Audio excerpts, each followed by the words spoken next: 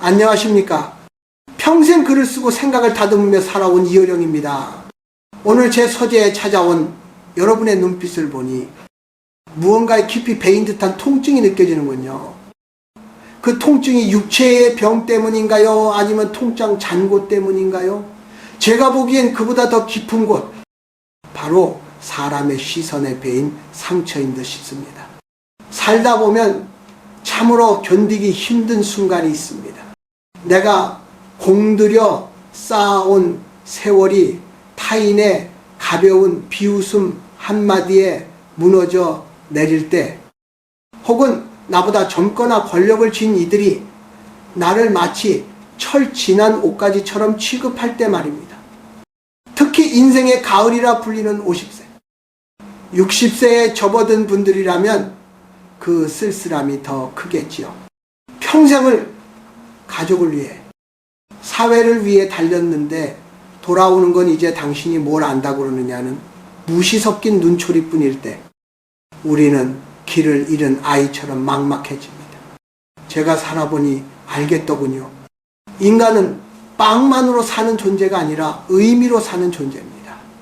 누군가 나를 무시한다는 것은 내 존재의 의미를 부정당하는 일이지요. 하지만 여러분, 제가 오늘 가장 먼저 드리고 싶은 말씀은 이것입니다. 타인의 시선은 결코 여러분의 실체가 아닙니다.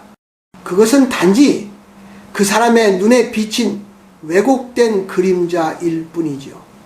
사람들은 왜 남을 무시할까요? 그것은 그들이 잘나서가 아니라 오히려 스스로가 너무나 불안하기 때문입니다.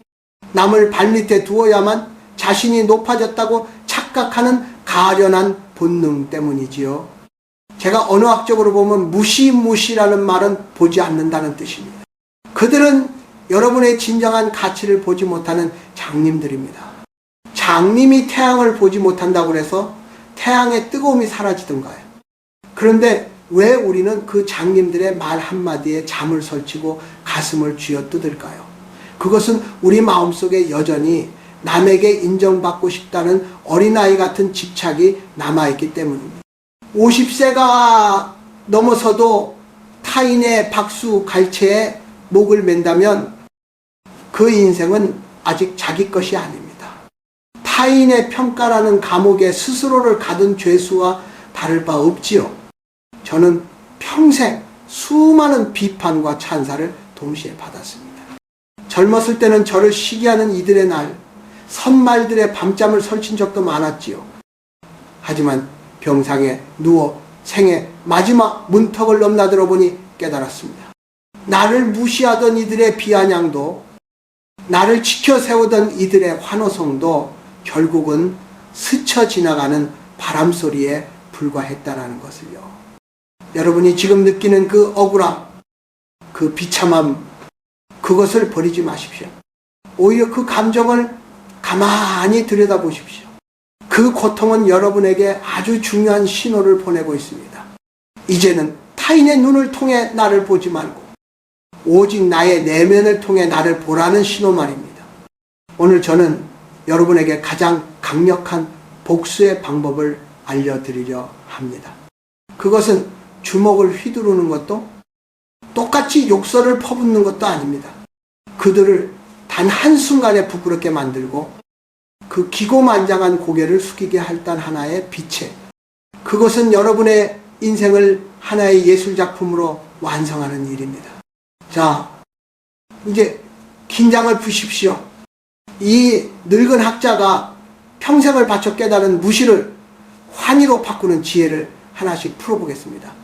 여러분이 지금 겪는 그 상처가 어떻게 보석이 되는지 그 신비로운 여정을 함께 시작해 보시죠. 자, 이제 그 무시라는 놈의 정체를 조금 더 깊이 파고들어 봅시다. 무시는 마치 거울과 같습니다. 누군가 여러분을 무시할 때 그 사람은 여러분을 비추는 것이 아니라 자기 내면의 빈곤함을 비추고 있는 것입니다. 제가 평생 언어와 기호를 연구하며 깨달은 것은 인간의 언어 중 가장 소음이 큰 것은 오만이라는 사실입니다.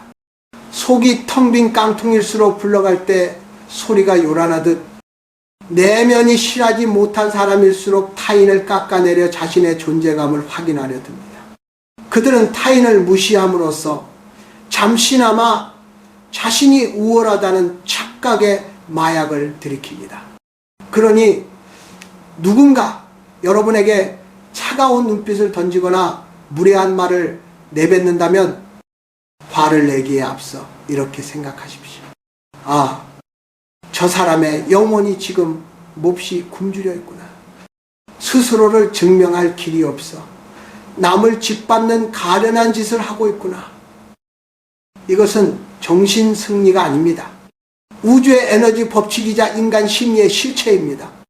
불교에서는 이를 업교이라고 부르기도 하지요. 남을 멸시하는 마음은 독화살과 같아서 결국 그 화살촉은 자신을 향하게 되어 있습니다. 남을 무시하는 사람은 결코 평온할 수 없습니다. 항상 남과 비교해야 하고 언제 누가 자신을 앞지를지 몰라 전전긍긍하며 살아야 하기 때문입니다. 그들은 이미 자기만의 지옥에서 살고 있는 셈입니다. 그런데 문제는 우리입니다. 왜 우리는 그 가련한 영혼들이 던진 썩은 사과를 넙죽 받아먹고 배탈이 나는 걸까요? 그것은 우리 안에 타인이 나를 정의하게 두는 습관이 남아있기 때문입니다. 여러분, 제가 아주 중요한 질문 하나를 던지겠습니다. 금반지가 진흙탕에 빠졌다고 해서 그것이 구리반지가 됩니까? 누군가 그 금반지를 보고 에이, 더러운 고철덩어리네라고 비웃는다고 해서 금의 순도가 변합니까? 아니지요. 그것을 고철이라고 부르는 사람의 눈이 침침한 것이지 금의 본질은 변하지 않습니다. 여러분이 지금 겪는 무시는 여러분이라는 금을 덮고 있는 진흙에 불과합니다. 세상 사람들은 겉에 묻은 흙만 보고 여러분을 판단합니다. 나이가 많으니까, 돈이 없으니까, 이제 쓸모가 없으니까라는 잣대를 들이댑니다. 하지만 여러분의 영혼, 그 깊은 곳에 자리 잡은 신성한 불꽃은 그 누구도 건드릴 수 없습니다. 무시당할 때 느끼는 그 뜨거운 수치심과 분노는 사실 여러분의 자아가 보내는 비명입니다. 나를 좀 알아봐줘. 나는 이런 대접을 받을 사람이 아니야. 라고 울부짖는 것이죠. 하지만 역설적이게도 그 비명을 그칠 때 비로소 진정한 힘이 생깁니다. 타인의 인정을 구걸하는 행위는 내 인생의 리모컨을 남에게 건네주는 것과 같습니다. 남이 누르는 버튼에 따라 내 기분이 좋았다가 나빴다가 한다면 그것을 어떻게 자유로운 인간의 삶이라 할 수 있겠습니까? 이제 그 리모컨을 되찾아 오십시오. 무시는 여러분을 해치기 위해 온 것이 아니라 여러분이 얼마나 타인에게 의존하고 있었는지를 알려주기 위해 온 스승입니다. 그들이 여러분을 외면할 때 그것을 버림받음이 아니라 홀로 설 기회로 받아들이십시오. 시끄러운 타인의 목소리가 잦아든 그 고요한 틈새에서 비로소 여러분 자신의 진짜 목소리를 들을 수 있을 것입니다. 여러분을 무시하는 자들은 여러분의 외관을 봅니다. 하지만 여러분은 여러분의 시면을 보십시오. 그 시면 속에 깃든 우주의 지혜와 생명력을 발견하는 순간 세상 그 어떤 오만한 자의 비웃음도 한낱 먼지처럼 느껴질 것입니다. 자, 이제 그 고요한 혁명을 시작할 준비가 되셨습니까? 이제 우리는 무시라는 차가운 어둠 속에서 어떻게 나만의 불꽃을 피워 올릴지 그 구체적인 마음의 문법을 익혀야 합니다. 제가 평생 책상 앞에 앉아 글을 쓰며 깨달은 것은 세상의 소음으로부터 나를 지키는 가장 강력한 갑옷은 바로 정적 진지의 위험이라는 사실입니다. 누군가 여러분을 대놓고 멸시하거나 은근히 깎아내리는 말을 할 때 우리는 본능적으로 반격하고 싶어집니다. 당신이 뭔데 나를 무시해라고 소리를 높이거나 내가 과거에 얼마나 대단했는지 내가 얼마나 고생하며 살았는지 구구절절 설명하려 들지요. 하지만 여러분, 꼭 기억하십시오. 무시당하는 순간 내뱉는 설명은 비굴함이 되고 변명은 패배가 됩니다. 내가 나를 증명하려고 애쓰는 그 모습 자체가 상대방의 무례한 평가를 인정해주는 꼴이 되기 때문입니다. 진정한 고수거서는 칼을 뽑지 않고도 적을 제압합니다. 저는 이것을 침묵의 타격이라고 부릅니다. 상대가 무시의 화살을 쏠 때 그 화살을 맞고 피 흘리는 대신 그냥 쓱 비켜나십시오. 아무런 반응도 하지 않는 것. 마치 그 사람의 무례함이 나에게는 아무런 타격도 주지 못한다는 듯 고요하게 자신의 자리를 지키는 것. 그것이 가장 품격 있는 복수입니다. 자식에게 무시당해 가슴이 무너지는 부모님들이 많으시지요. 내가 너를 어떻게 키웠는데? 라는 말은 입 밖으로 내지 마십시오. 그 말은 자식의 가슴에 닿기도 전에 여러분의 자존감을 먼저 갉아먹습니다. 자식이 무례하게 굴 때일수록 더 당당하고 고고해지십시오. 부모가 자신의 상처를 구걸하듯 보여주면 자식은 부모를 불쌍하게 여기거나 가볍게 여깁니다. 하지만 부모가 침묵 속에서 자기 삶의 중심을 잡고 있으면 자식은 어느 순간 부모라는 존재에 거대한 무게감을 느끼게 됩니다. 노년의 품격은 비어있음에서 나옵니다. 50세가 넘어서도 세상의 유행에 뒤처질까봐 전전긍긍하거나 젊은이들의 대화에 끼어들려고 애쓰지 마십시오. 모르면 모르는 대로, 없으면 없는 대로 그 결핍을 우아하게 받아들이는 태도가 필요합니다. 동양화의 여백처럼 말이죠. 꽉 찬 그림보다 여백이 있는 그림이 더 깊은 울림을 주듯 타인의 시선에서 자유로워진 노년의 침묵은 그 어떤 웅변보다 강력한 힘을 발휘합니다. 여러분, 누군가 여러분을 무시한다면 그것은 여러분이 지금 진화해야 할 시점에 왔다는 신호입니다. 애벌레가 고치 안으로 숨어드는 것은 세상이 무서워서가 아니라 나비로 변하기 위한 에너지를 모으기 위해서입니다. 무시는 여러분을 가두는 감옥이 아니라 여러분을 보호하는 곳이어야 합니다. 사람들이 여러분을 찾지 않을 때 그 고독한 시간을 온전히 여러분의 내면을 채우는 데 쓰십시오. 남의 눈치를 보느라 읽지 못했던 책을 읽고 남의 기분을 맞추느라 하지 못했던 생각을 정리하십시오. 저 사람은 무시해도 화도 안 내고 오히려 더 평온해 보이네라는 의구심을 상대방에게 심어주십시오. 그 의구심이 곧 경외심으로 변하는 순간 세상에서 가장 교만한 자도 여러분 앞에 고개를 숙이게 될 것입니다. 침묵은 무능함이 아닙니다.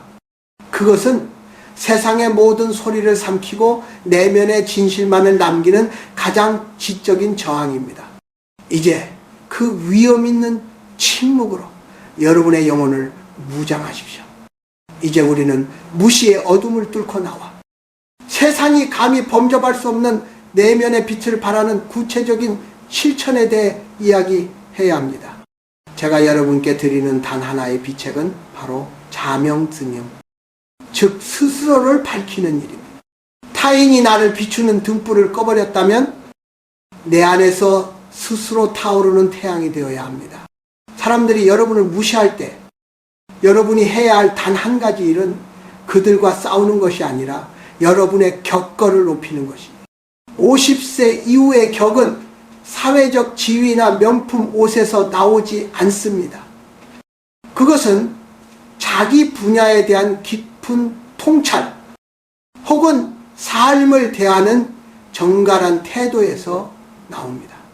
무시당했을 때 그 분노를 에너지로 삼아 공부하십시오. 평소 배우고 싶었던 외국어나 악기 혹은 고전 철학이라도 좋습니다. 여러분이 무언가에 몰입하여 그 깊이가 깊어질 때 여러분의 몸에서는 지적인 향기가 나기 시작합니다. 그 향기는 눈에 보이지 않지만 상대를 압도하는 보이지 않는 위험이 됩니다. 무례한 자들이 여러분을 함부로 대하는 이유는 여러분이 그들의 게임장 안에서 놀고 있기 때문입니다. 그들이 정한 가치 기준, 즉 돈과 힘이라는 잣대 자신을 맞추려 하지 마십시오. 그들이 100억을 가졌다고 자랑할 때 여러분은 단 한 줄의 문장으로 마음의 평화를 얻는 법을 아는 사람이 되십시오. 그들이 권력을 쥐고 휘두를 때 여러분은 풀 한 폭의 아름다움에 감사할 줄 아는 영혼의 풍요를 보여주십시오. 여러분이 그들이 도저히 이해할 수 없는 차원 높은 정신적 가치를 소유하게 될 때 그들은 본능적으로 느낍니다. 아, 이 사람은 내가 함부로 건드릴 수 있는 수준이 아니구나. 이것이 바로 격차를 통한 제압입니다. 똑같이 천박해지는 것이 아니라 도저히 따라올 수 없는 정신적 고지에 올라가 그들을 내려다보는 것입니다. 이때 중요한 것은 증명하려 애쓰지 않는 것입니다. 내가 이렇게 대단한 공부를 했다고 떠벌리는 순간 여러분의 격은 다시 바닥으로 떨어집니다.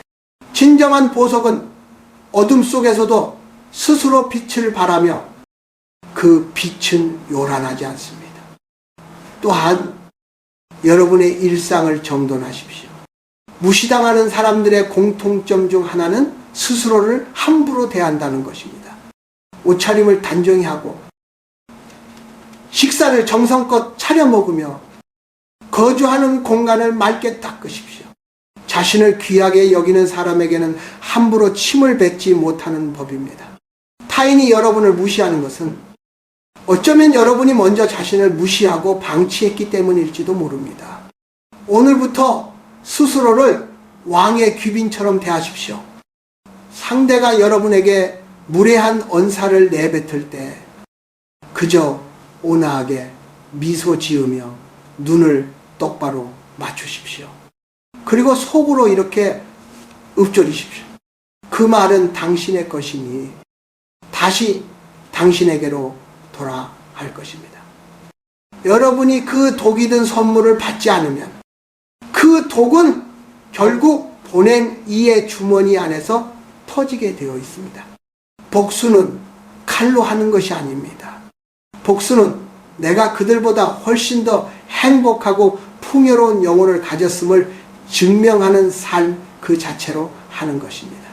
여러분의 삶이 하나의 완성된 시스가 되고 음악이 될 때 여러분을 비웃던 자들은 자신들의 삶이 얼마나 건조하고 비루했는지를 깨닫고 스스로 부끄러워하게 될 것입니다. 그것이 바로 가장 잔인하고도 아름다운 승리입니다. 자, 이제 우리의 긴 여정을 마무리할 시간이 되었습니다. 여러분, 여기까지 제 이야기를 들으며 가슴속의 응어리가 조금은 풀리셨습니까? 제가 인생의 마지막 문턱에서 여러분에게 꼭 들려주고 싶은 단 하나의 진실이 있습니다. 그것은 바로 죽음 앞에서는 모든 무시와 찬사가 평등해진다는 사실입니다. 제가 병상에 누워 숨이 가빠올 때 저를 비난했던 수만 가지 말들과 저를 칭송했던 화려한 수식어들은 마치 아침 안개처럼 형체도 없이 사라지더군요. 마지막에 남는 것은 오직 하나. 나는 나 자신으로 살았는가라는 질문뿐이었습니다. 타인에게 무시당하는 것을 두려워하지 마십시오. 진정으로 두려워해야 할 것은 타인의 시선에 맞추느라 나 자신을 무시하며 사는 것입니다. 50세, 60세가 되었다는 것은 이게 세상의 관객들을 위해 연기하는 배우의 삶을 내려놓고 오직 나라는 단 한 명의 관객을 위한 진실한 무대를 준비해야 할 때임을 의미합니다. 여러분을 무시하던 그 오만한 사람들을 떠올려 보십시오. 그들도 결국 저와 같이 그리고 여러분과 같이 노쇠해지고 한 줌의 흙으로 돌아갈 가련한 존재들입니다. 그들의 비웃음은 영원하지 않습니다. 하지만 여러분이 그 시련 속에서 빚어낸 영혼의 단단함은 영원합니다. 무시당했을 때 그 고통을 이겨내고 스스로를 밝히기로 결심한 그 마음, 그것이 바로 여러분이 이 세상에 남길 가장 값진 유산입니다. 이제 고개를 당당히 드십시오.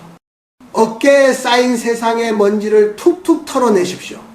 누가 뭐라 하든 여러분은 우주에서 단 하나뿐인 고귀한 생명입니다. 여러분이 존재한다는 사실만으로도 세상은 이미 충분히 아름답습니다. 남의 인정을 받기 위해 애쓰던 그 고단한 손을 이제는 따뜻하게 여러분 자신의 가슴 위에 얹어주십시오. 그리고 속삭여 주십시오. 애썼다. 참 잘 살아왔다. 이제는 누구의 눈치도 보지 말고 너만의 춤을 추렴. 인생 후반전의 기적은 나를 무시하던 자들이 무릎을 꿇는 데서 오는 것이 아닙니다. 내가 그들을 용서하고 더 이상 그들의 말에 흔들리지 않는 부돈의 마음을 얻었을 때 일어납니다. 그때 여러분은 깨닫게 될 것입니다. 나를 무시하던 그들이 사실은 나를 더 깊은 지혜로 인도하기 위해 하늘이 보낸 거친 스승이었음을 말입니다. 자, 제 서재의 불은 이제 꺼지겠지만 여러분의 마음속 등불은 지금부터 더 환하게 타오르길 바랍니다. 억울함은 비우고 자존감은 채우십시오. 비난은 흘려보내고 내면의 평화는 굳게 잡으십시오.